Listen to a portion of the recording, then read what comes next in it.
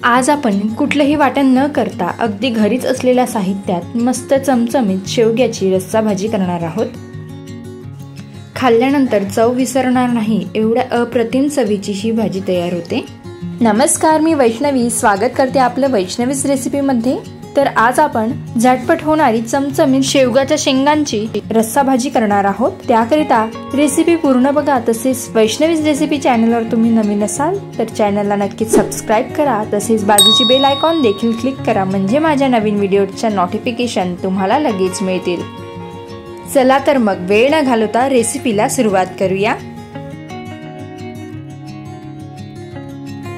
तर शेवग्याची भाजी बनवण्यासाठी मी इथे 4 शेवग्याच्या शेंगा घेतलेल्या आहेत। शेवग्याच्या शेंगा घेताना त्या खूप जाड घेऊ नका, कारण जाड शेंगांच्या बिया देखील कडक असतात आणि खायला देखील व्यवस्थित लागत नाही। किंवा खूप बारीकही घ्यायच्या नाही, शेंगा अशा मध्यम जाडीच्या घ्यायच्या आहे।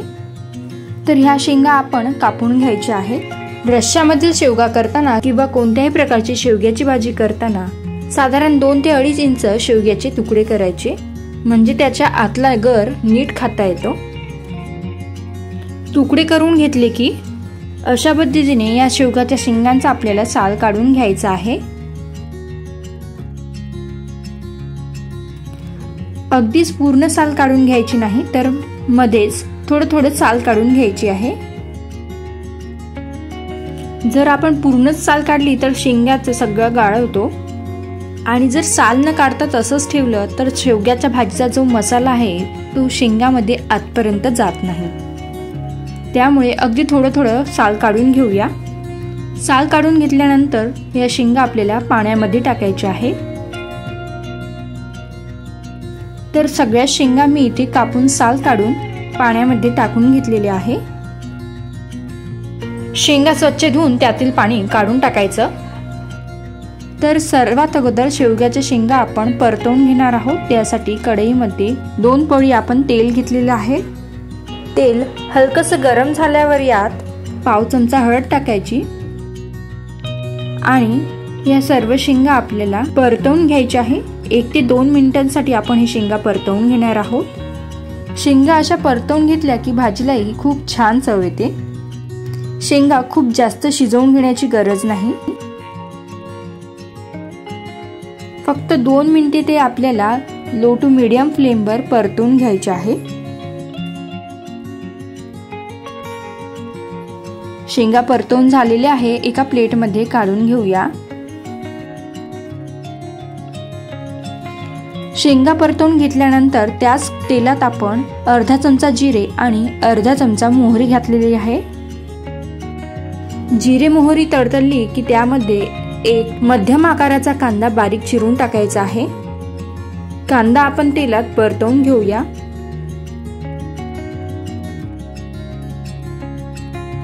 कांदा असा छान मऊ झाला की त्यात आपण 1 चमचा आलं लसूण पेस्ट घालणार आहोत।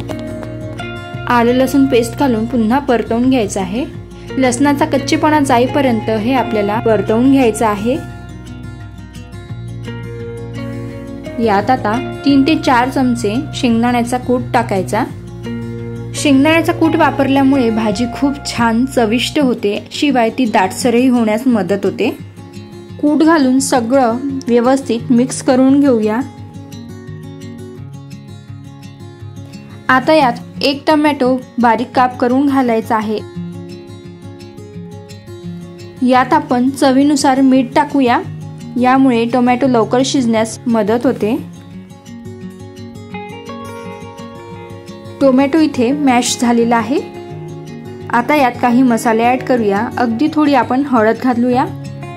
हळद आपण शेंगा परतवून घेताना वापरली होती, त्यामुळे अगदी कमीच घाला। 1 चमचा धनेपूड घातलेली आहे। 1 चमचा मिरची पावडर टाकूया। मसाले टाकून झाले की सगळं व्यवस्थित एकत्रित करून घ्यायचं आहे। कुठलंही वाटण न करता अगदी कमी मसाले वापरून ही आज आपण शेवग्याच्या शेंगांची भाजी तयार करणार आहोत।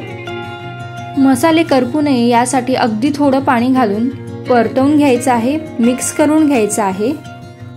मसाल्यांना तेल सुटेपर्यंत हे आपण परतवून घेऊया। बघा छान असं कडेनं तेल सुटलेलं आहे। आता यात आपण परतवून घेतलेल्या शेवग्याच्या शेंगा टाकूया। शेंगा टाकून सगळं व्यवस्थित एकत्रित करून घ्यायचं आहे। तर यात अगदी अर्धी वाटी पाणी टाकायचं।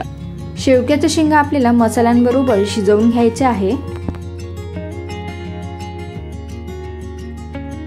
झाकून देऊ आणि 5 ते 7 मिनिटांसाठी मीडियम फ्लेमवर आपण हे शिजवून घेणार आहोत। शेंगा आपण आधीच परतवून घेतलेले आहे, त्यामुळे जास्त वेळ शिजवण्याची इथे गरज नाही। 7 मिनिटांनंतर बघूया। तळापासून भाजी आपण चमचाने फिरवून घ्यायची। ही भाजी तुम्ही अशी सुकी सुद्धा खाऊ शकता। अशी शेवग्याच्या शेंगाची सुकी भाजी तुम्ही टिफिन मध्ये सुद्धा देऊ शकता। पण आज आपण रस्सा भाजी करणार आहोत, तर त्यासाठी मी इथे 1 ग्लास पाणी टाकलेलं आहे।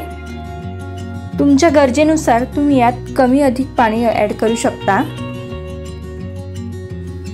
पाणी टाकलं की याला एक उकळी येऊ द्यायची आहे। गॅसची फ्लेम मीडियम करायची आणि याला आपण उकळी आणून घेऊया। भाजीला उकळी आलेली आहे। तवंग सुद्धा छान आलेला आहे भाजीला। शेंगा आपल्याला जास्त शिजवायच्या नाही आहे, नाहीतर त्याचा गाळ होईल। यात आपण बारीक चिरून घेतलेली कोथिंबीर टाकूया। मिनिटभरानंतर गॅस बंद करायचा आणि तयार आहे छान चमचमीत आपली शेवग्याच्या शेंगांची रस्सा भाजी। गरमागरम सर्व करूया।